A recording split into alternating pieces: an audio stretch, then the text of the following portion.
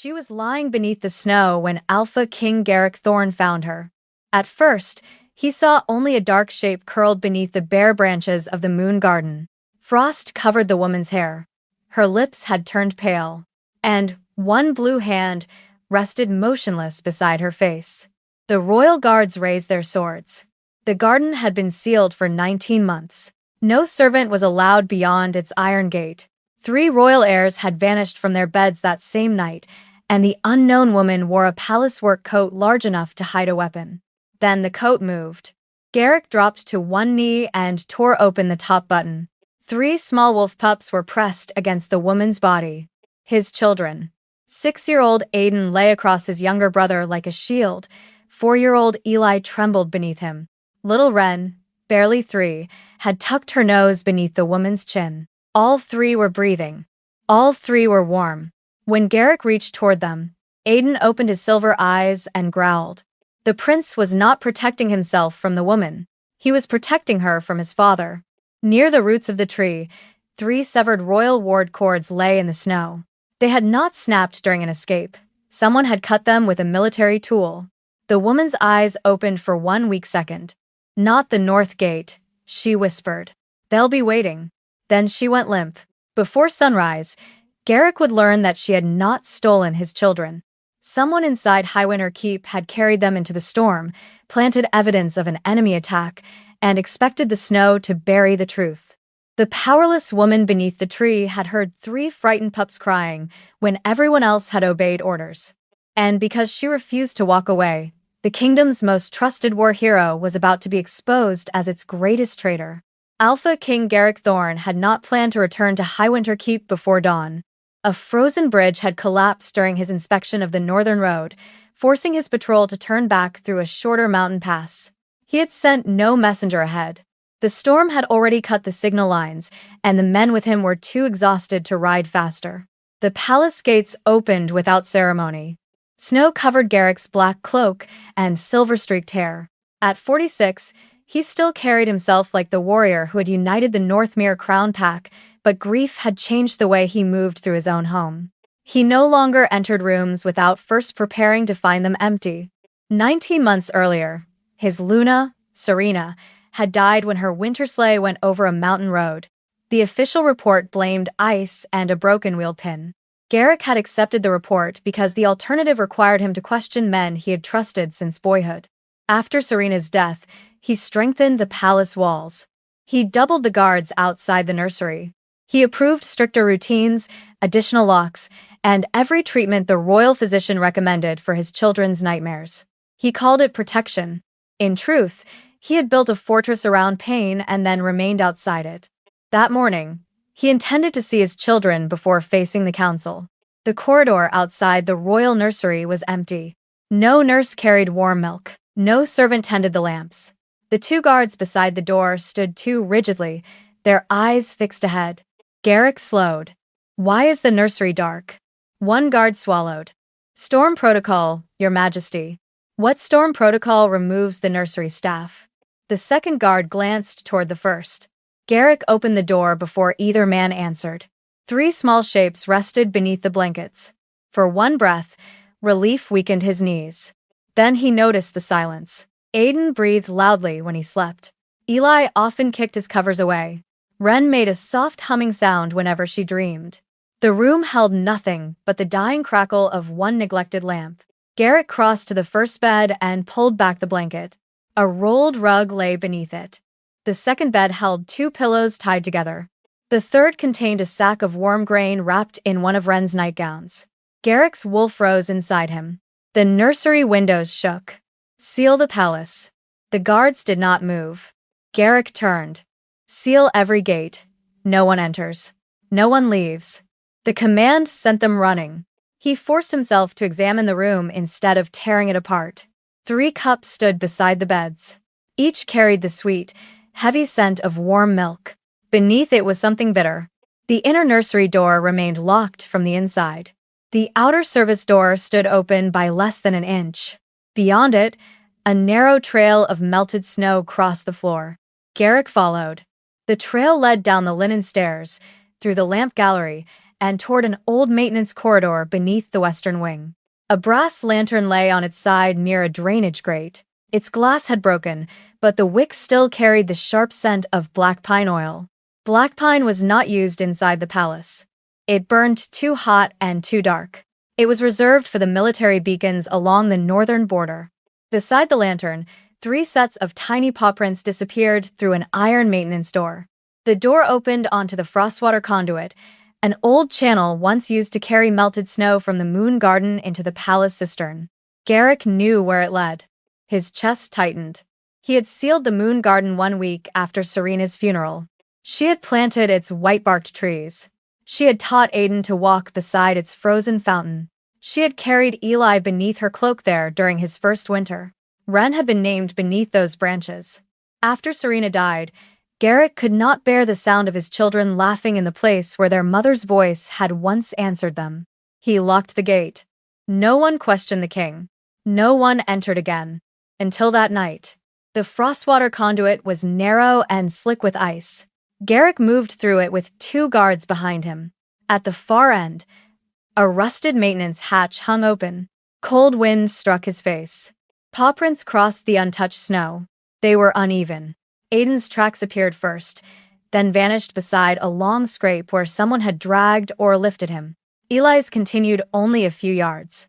Wren's were barely visible at all. The children had not walked here willingly. Garrick followed the trail between the pale trees. Then he found the woman beneath the oldest moonbark tree. He found his children inside her coat. He found the severed ward cords beside the roots. And when one guard muttered, "She took them," Garrick lifted a cut cord into the gray morning light. The fibers had been sliced with the serrated edge of a military wire tool. No frightened servant carried such a blade. Garrick gathered all 4 bodies into his arms. The woman weighed almost nothing. His children clung to her even while unconscious. As he carried them back toward the palace, Garrick looked once toward the sealed iron gate. Fresh sled marks crossed the snow outside it. They led north. Someone had wanted him to follow them beyond the walls. Someone had planted a trail toward the border. The woman in his arms had warned him not to take the north gate. She knew the trap before he did. The woman's name was Mara Fenwick. She was 34 years old and belonged to the palace night staff. Not the nursery staff. Not the healers. Not the royal household. She trimmed wicks, filled corridor lamps, replaced cracked lantern glass, and carried heating cores to the coldest service rooms before dawn. She was a low-born Omega whose wolf had never completed an adult shift after a childhood fever. Among the rank-conscious servants of Highwinter Keep that made her useful enough to employ and harmless enough to ignore, Mara woke in the royal healing chamber with both hands bandaged. The first thing she heard was Wren crying. The little princess had returned to human form, but fear had locked her body tight. Nurse Agnes Bell tried to hold her, while royal physician Amos Vale prepared a calming draught. Mara pushed herself upright. Pain moved through her ribs. "Do not give her that." Dr. Vale looked at her as though a chair had spoken. "You are in no condition to advise anyone. The cold is still in her fingers. She is no longer in wolf form. She was when I found her." Mara's voice cracked, but she continued. "Warm her slowly. And do not close the door." Garrick stood beside the fireplace. He had been watching her since she opened her eyes. "Bring Wren closer," he ordered. Dr. Vale frowned. "My king." "Bring her closer." Agnes carried the child to the bed. Mara did not reach for her. She rested her bandaged hands in her lap and waited. Wren looked at Garrick, then at the physician, then at Mara. She crawled into Mara's open coat and buried her face against the woman's shoulder. Only then did Mara close one arm around her. Garrick noticed the restraint. A kidnapper might have held the princess tightly. A frightened suspect might have used the child as a shield. Mara had allowed a 3-year-old to choose. "Who are you?" Garrick asked. "Mara Fenwick." "Your work?" "Night lamplighter, west galleries and lower service rooms." "You are permitted in the royal nursery?" "No." "The moon garden?" "No." "The frostwater conduit?" "Only as far as the first maintenance grate." Garrick stepped closer. "Then tell me why I found you beyond all 3 boundaries with my children hidden inside your coat." Mara looked down at Wren. Because they were freezing. That does not explain how you reached them. No. She inhaled carefully. It explains why I did not leave. Mara told him what had happened. Shortly before midnight, a written work order had arrived at the lamp room requesting 3 heating cores for the nursery corridor. The order carried the nursery steward's seal. Mara prepared the brass cores, heated them beside the boiler, and carried them upstairs. At the nursery service door, a guard she did not recognize refused the delivery. He wore a captain's winter cloak, Mara said. But the boots were wrong. Garrick's eyes narrowed. Wrong how? Captains wear soft-soled boots inside the palace. His had iron heel plates. Military riding boots. Dr. Vale crossed his arms. You noticed his boots but not his face? He kept his hood low. Mara's mouth tightened. And people rarely show their faces when they are ordering servants to go away. She returned toward the lamp room with the heating cores. Near the frostwater maintenance door, she heard scratching. Then a child whimpered. Guard Owen Pike stood at the end of the corridor. Mara told him there was someone inside the conduit. Owen refused to leave his post. Captain Jarek Rusk had ordered every guard to remain in position during the storm alert. Any man abandoning a station would be charged with dereliction. I asked him to open the maintenance door, Mara said. And? Garrick asked. He said I was hearing rats. Wren stirred against her. Mara lowered her voice. I told him rats did not call for their father. Owen still did not move. He was young, frightened, and more afraid of his captain than of a sound behind a locked door. Mara used her lamp key to open the first maintenance grate. The key was not meant for the second lock, but the second lock had already been broken. She crawled through. Halfway to the garden, she found one of Wren's silver slipper bells. Beyond it lay a torn strip of nursery blanket and a line of black pine oil smeared across the stone. When she entered the moon garden, Aiden stood over his younger siblings in wolf form. He growled when she approached. Mara stopped.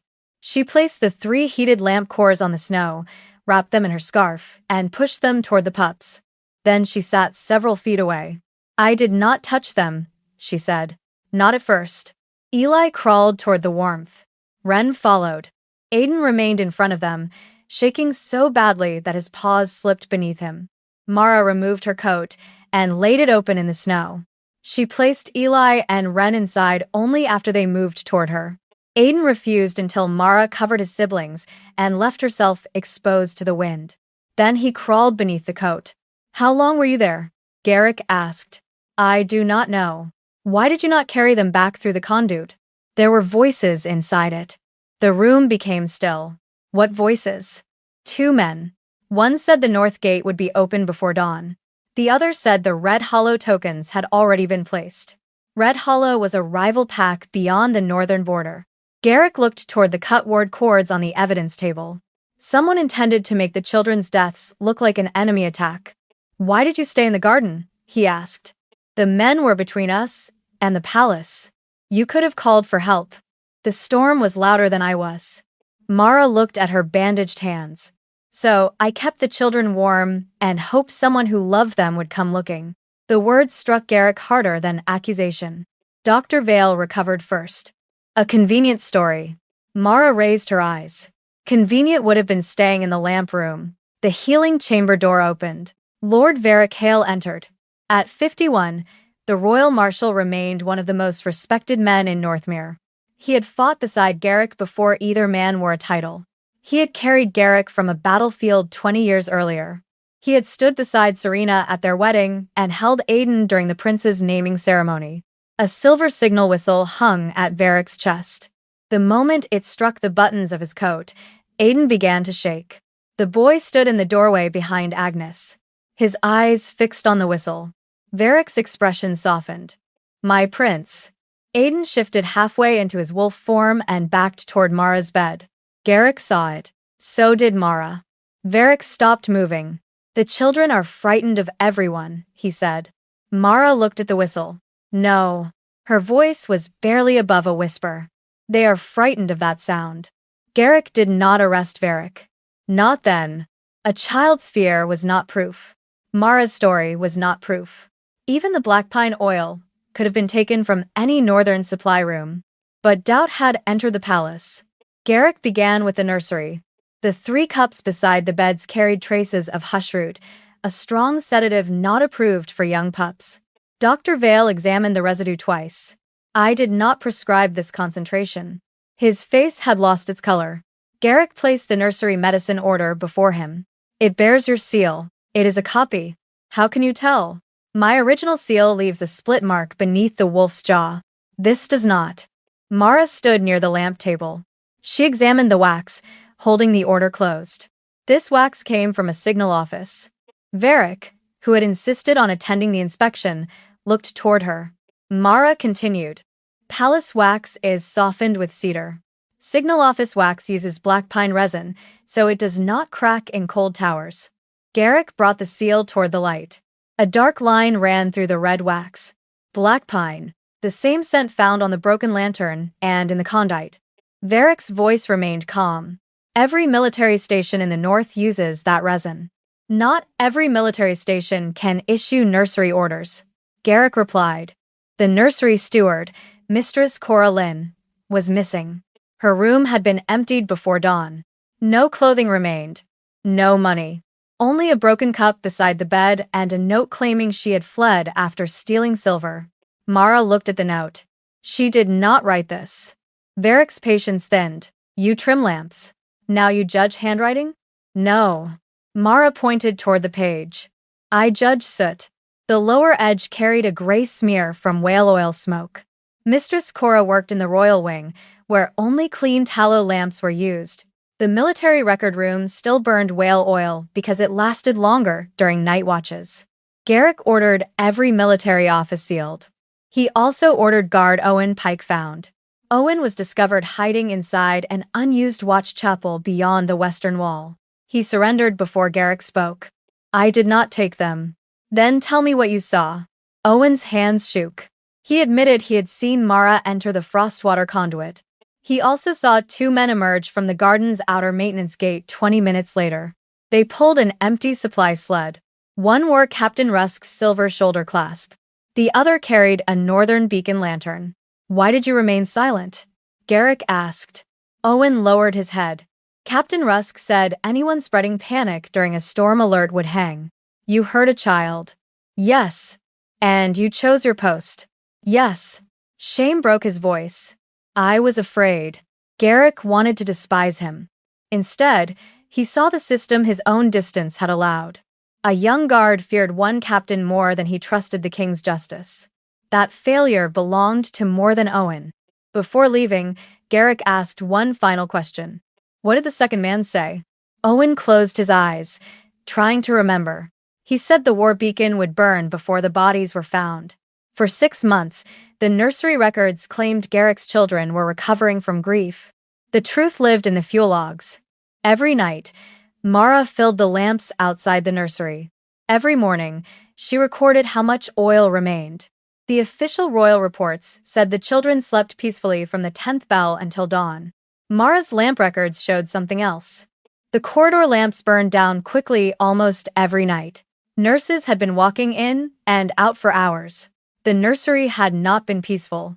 Someone later altered the totals. The changes were subtle enough to fool an archivist.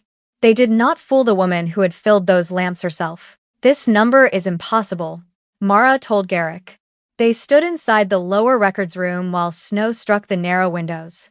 A 12-inch wick cannot burn 3 cups of tallow in 4 hours. The royal clerk frowned. Perhaps you filled it incorrectly. Mara looked at him. I have filled the same lamp every night for 7 years. The clerk lowered his eyes. Garrick examined the overwritten figures. All the altered pages had been approved by the office of the royal marshal. The lie had not begun on the night of the abduction. It had begun months earlier. The children's night terrors had been hidden behind sleep reports and sedatives. Their nurses had been instructed not to hold them during frightened shifts because comfort would supposedly make them weak. Dr. Vale admitted he had agreed with that method. I believe discipline would help them control their wolves. Did it? Garrick asked. The physician looked toward Eli, who was sleeping with one hand wrapped around Mara's sleeve. No. Mara did not humiliate him. She only said, "Fear becomes louder when everyone keeps telling it to be quiet." That afternoon, Garrick tried separating the children from her. He needed to know whether their trust came from rescue or manipulation. Mara waited in the outer sitting room. Garrick remained inside the nursery with Agnes, Dr. Vale, and 2 guards. For several minutes, the children were calm. Then a guard closed the door. The latch clicked. Wren screamed. Her hands shifted into small dark paws. Eli dropped beneath a table. Aiden placed himself between the adults and his siblings. Dr. Vale reached for a calming draft. Garrick stopped him. "No medicine. They may hurt themselves. They are answering us." Garrick opened the door. Mara stood outside, pale with worry. She entered slowly and sat on the floor. She did not call the children. She placed her hands in her lap and began trimming a loose thread from the hem of her coat. Wren watched her. Mara murmured, "This coat has survived 1 blizzard, 3 pups, and royal questioning. It refuses to behave now." Eli made a small sound beneath the table. Not quite laughter. Mara continued working. Wren approached first. Eli followed. Aiden waited until both younger children had settled beside Mara. Then he crossed the room and rested his head against her knee. No order had moved them. No rank had compelled them. They chose the person who had waited for permission in the snow. Varric entered before the scene ended.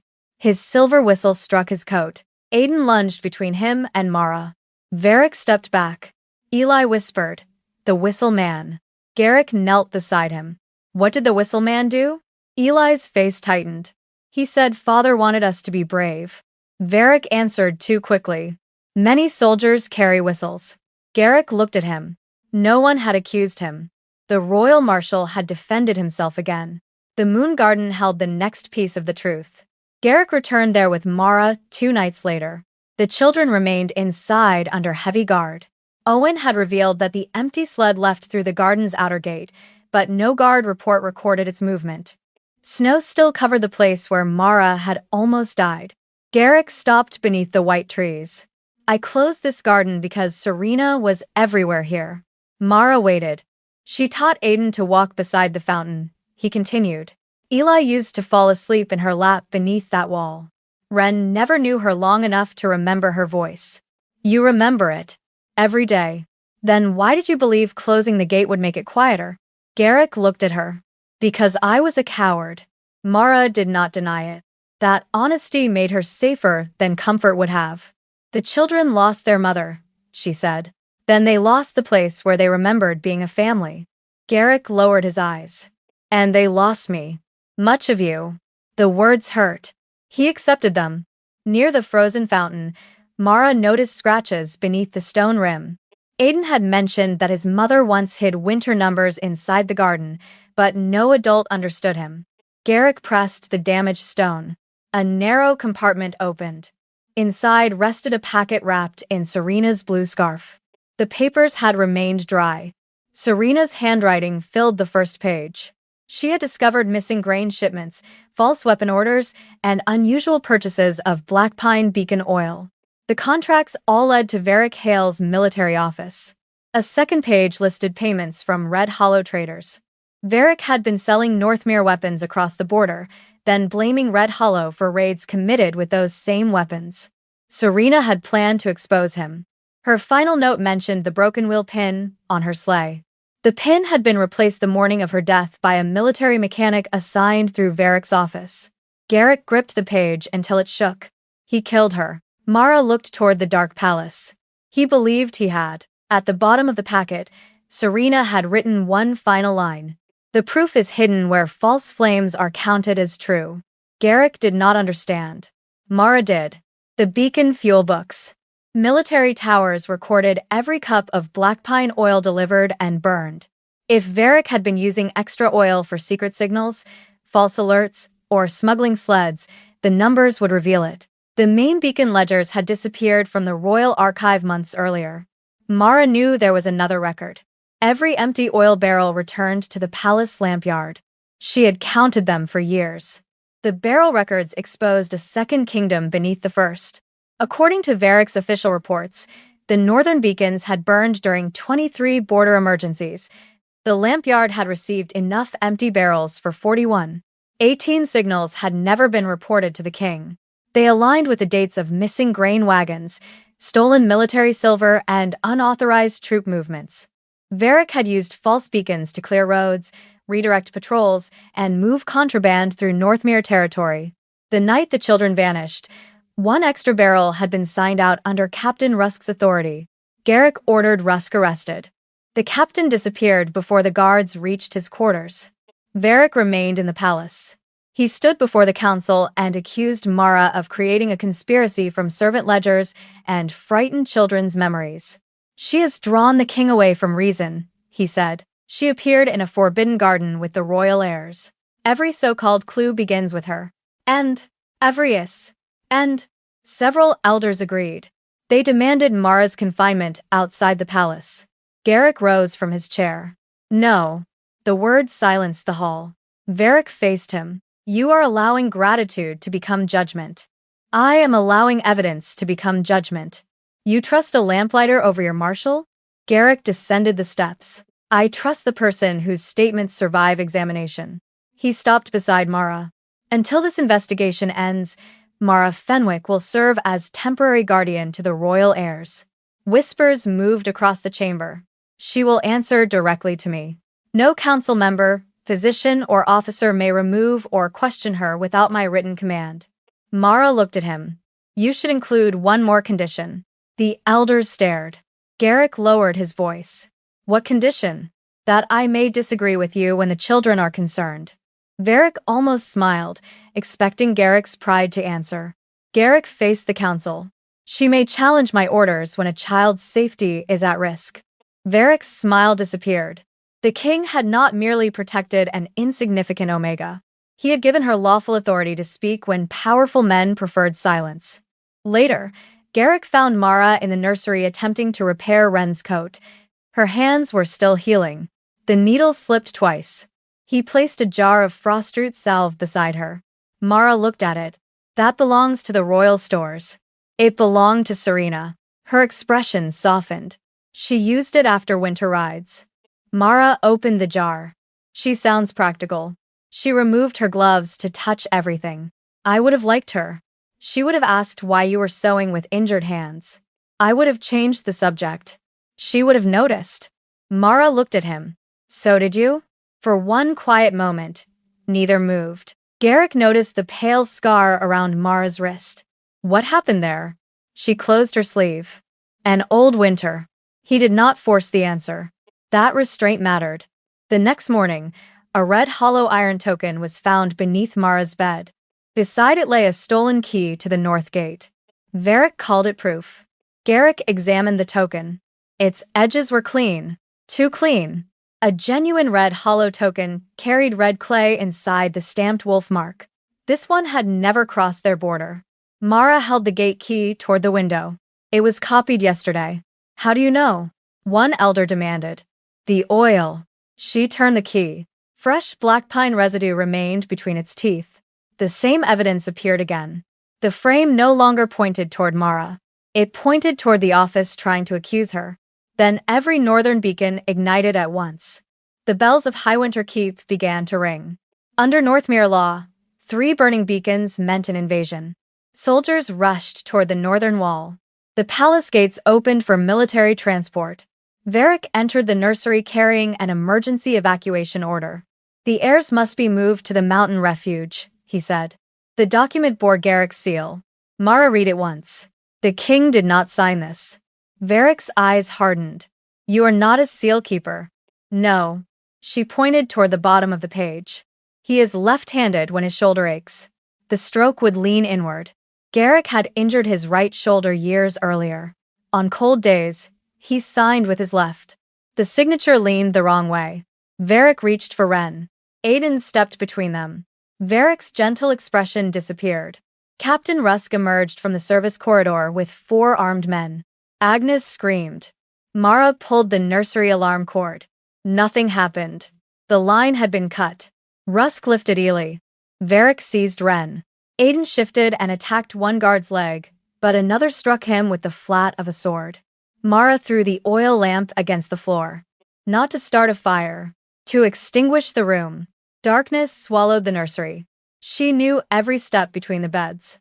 The soldiers did not. Mara pulled Aiden beneath the window table and opened the old frostwater maintenance panel. Go, she whispered. Aiden shook his head. Ely and Ren. I will find them. The boy hesitated. Mara touched his face. Trust me once more. He entered the passage. Mara followed the voices toward the outer corridor. Varric and Rusk carried the younger children toward an armored military sled waiting inside the storm court. The false beacons had emptied the palace of loyal guards. Black pine lanterns burned along the sled. Mara slipped into the rear storage compartment before it moved. The sled left through the north gate. The same gate she had warned Garrick about beneath the moonbark tree. Garrick returned from the council chamber to find the nursery dark, the alarm line cut, and Aiden crawling from the frostwater panel. The whistle man took them. The boy gasped. Garrick did not wait for an army. He mounted the nearest horse and followed the black pine scent into the storm. The sled traveled toward the old Wolf's Crown signal tower, not the mountain refuge. Mara remained hidden until it stopped. Through a crack in the compartment, she saw Varric carry Ren toward the tower. Rusk dragged Ely behind him. Boxes of red hollow weapons waited near the base. Varric intended to kill the children, leave enemy weapons beside them, and ignite the final war beacon.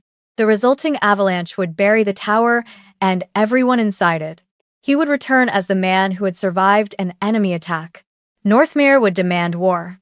The evidence of his smuggling would vanish beneath the mountain. Mara climbed from the sled. A soldier saw her. She struck him across the face with a brass lantern core and ran toward the tower. Rusk followed. Inside, the stone stairs climbed around a central shaft. Mara heard Ely crying above. She reached the second level before Rusk caught her coat. The fabric tore. Mara fell against the wall. You should have died in the garden, he said. She drove the hot lantern core into his injured hand. Rusk shouted and released her. Mara climbed. At the top of the tower, Varric had tied Ely and Ren beside the beacon cradle. A slow-burning fuse ran toward charges placed beneath the outer retaining wall. Ren saw Mara. Mara. Varric turned. For the first time, he looked at her without pretending she was insignificant. You have caused a great deal of trouble for someone who fills lamps. Mara approached slowly. I also put them out. Varric drew his sword. Below, a wolf's roar shook the tower. Garrick had arrived. Rusk met him at the entrance. Steel rang against stone. Mara moved toward the children. Varric blocked her. Northmere needs war, he said. Peace has made the council weak. Garrick has become a grieving father pretending to rule. You stole food from his people. I moved resources where they would create power. You killed Serena. She would have exposed everything. The words left his mouth before he understood what he had admitted. Ely heard them. So did Garrick, who had reached the upper stairs after defeating Rusk. Varric slashed the fuse. Sparks raced toward the retaining charges. Mara seized Ren and pulled Ely toward a narrow stone alcove behind the beacon housing. Garrick attacked Varric. The tower shook. Outside, snow broke loose from the ridge. The avalanche began as a distant roar. Mara wrapped her body around the children inside the stone alcove. Ellie clung to her. Will it find us? Not if we stay low. You are afraid. Yes. Then why did you come? Because you were here. The avalanche struck the outer wall. Stone cracked. The beacon cradle collapsed. Garrick threw Varric away from the children and braced himself against the falling iron frame. Mara reached for him. Together, they pushed it aside before the tower floor gave way. Snow burst through the lower windows. For several breaths, the world became white noise and darkness. Then silence returned. Garrick found Mara beneath the stone arch with both children alive. Varric lay several yards away, pinned beneath the broken signal mechanism. Rusk survived at the base of the tower and was placed in chains by loyal riders following Garrick's trail. The false red hollow weapons remained above the snow. The forged evacuation order remained inside Varric's coat. The military seal used to command the beacons hung around his neck. And inside the armored sled, the soldiers found the missing beacon ledgers Varric had planned to destroy after the children died. The evidence no longer needed a servant's word alone. Truth had finally become too heavy to bury. The public hearing filled the great hall of Highwinter Keep. Pack elders, servants, guards, village representatives, healers, and officers stood beneath the silver banners. Varric Hale entered in chains. Captain Rusk followed. Dr. Vale stood beside the nursery steward Cora Lynn, who had been found alive inside a military storage house. Cora confessed that Rusk threatened her daughter unless she prepared the drugged milk and placed the false bundles in the children's beds. She had tried to refuse. Rusk struck her and carried her away before she could warn anyone. Dr. Vale testified that his seal had been copied and that he had allowed military pressure to shape the children's treatment. "I mistook silence for recovery," he said. "I treated their grief as a behavior that inconvenienced the palace." He surrendered his medical authority voluntarily. Owen admitted that fear kept him at his post when Mara entered the conduit. He did not ask for forgiveness. He told the truth. Garrick presented the evidence in order. The cut ward cords, the black pine oil, the false medicine order, the altered lamp records, the unreported beacon barrels, the red hollow weapons bought with Northmere silver, Serena's hidden papers, the forged evacuation order, Varric's own beacon seal, the ledgers found inside the sled. Finally, Garrick repeated the word that Varric had spoken in the tower. "You admitted Serena would have exposed you." Varric lifted his head. "I protected this kingdom from weakness. You starved villages. I prepared for war. You created the enemy you claimed to fear."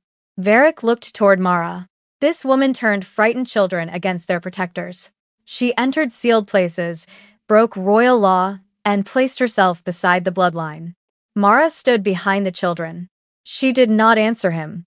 Garrick did. "Mara's character is not the evidence against you." He stepped down from the throne. "Your choices are." Aiden stood beside his father.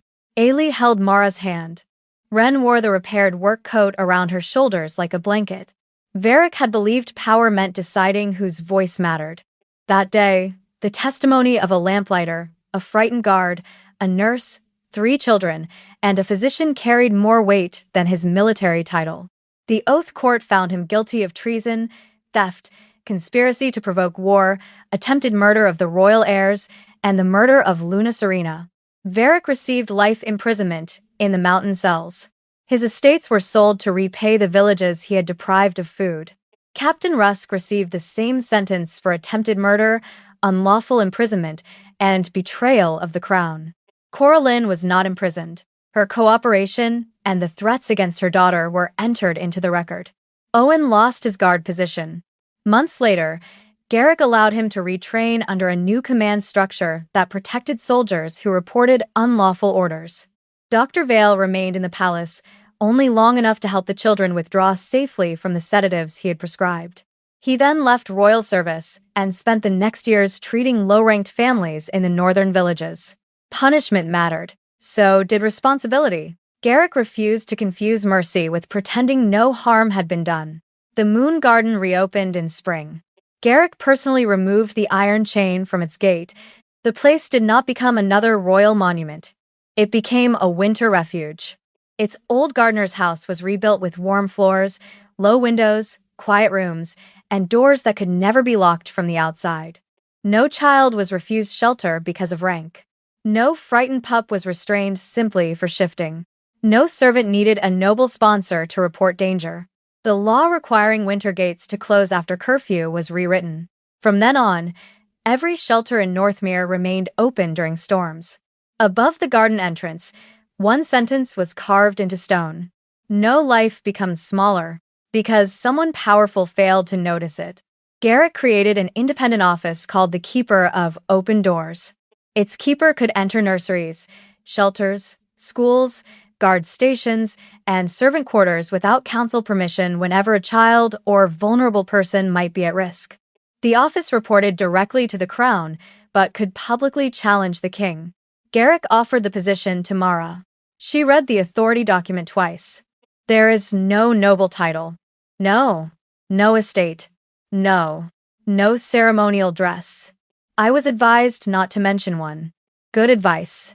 A smile touched his face. Will you accept? Mara looked toward the moon garden, where Aiden helped Eli build a crooked snow wall while Ren ordered both brothers to work faster. Yes. Not because Garrick had rescued her from low status. Because the office gave her the power to keep another frightened voice from dying behind a locked door. Mara later told Garrick about her younger brother. When she was 12, they had reached a winter shelter after curfew. The gatekeeper refused to open for two lowborn children. Her brother died before morning. That was why you entered the conduit, Garrick said. That was why I could not pretend I heard rats. He wanted to promise such a thing would never happen again. Mara stopped him. Do not promise what no king can control. What should I promise? That when someone tells you a gate failed, you will look at the gate before blaming the person outside it. Garrick nodded. I can promise that. He changed in quieter ways as well. He spent mornings with Aiden before council. He learned that Eli spoke more clearly when no one hurried him. He sat beside Ren during frightened shifts instead of sending for medicine. He attended fewer military dinners and more nursery meals. The first time he tried to braid Ren's hair, the result leaned sharply to one side. Mara examined it. Were you attempting a braid or a defensive wall? It is holding.